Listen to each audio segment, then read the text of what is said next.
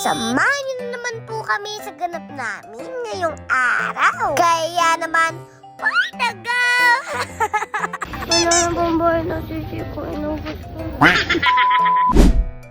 Opo, sumama po ako kay mama sa palengke. Nagulat pa nga po pala ako dito sa nakita ko. Para ba naman kasi nakatira pa siya sa akin, no? Nagtutulong na nga po pala ako dito. Gusto ko po kasi mag-alaga ng sisiw na may kulong. At sabi po ni mama, opo, bibili niya daw ako pagbalik namin.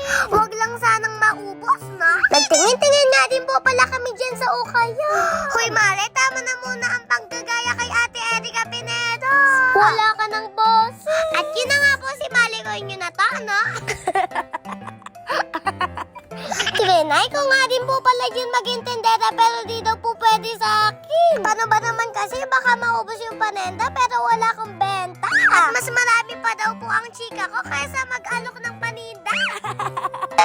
Nakakita nga rin po pala kami ng gantong chicharon na gustong-gusto po namin ni Mama. Alam niyo po ba yung gantong chicharon? Ninaulam ko din po minsan. Ako lang po ba, mga malik ko? Ito pa nga lang po yung una namin nabili dito sa Tianggian. Pangalawang beses pa lang po ako nakasama dito. Paano ba naman po kasi lagi akong tinatakasan ni Mama? Kasi nga po, tulog pa ako kapag umaalis siya. Pero ayaw niya din po pala ako talaga isama dito kasi daw po mainit at madaming tao. Baka daw po kasi mawalan siya ng napakaganda at cute na anak. Uy, hala, hindi po. Huwag kang feeling, Malikoy. Nagkita nga din po pala si Mama dito ng paro. Masarap nga daw po ito iulam, lalo na po yung sabaw nito. Yung ginisa sa luya. Sa mga oras po na yan, nag-worry na ako. Ang dami na po kasing nabili ni Mama. Baka wala na po akong pambili ng sisi. Buti na lang po talaga, meron pa.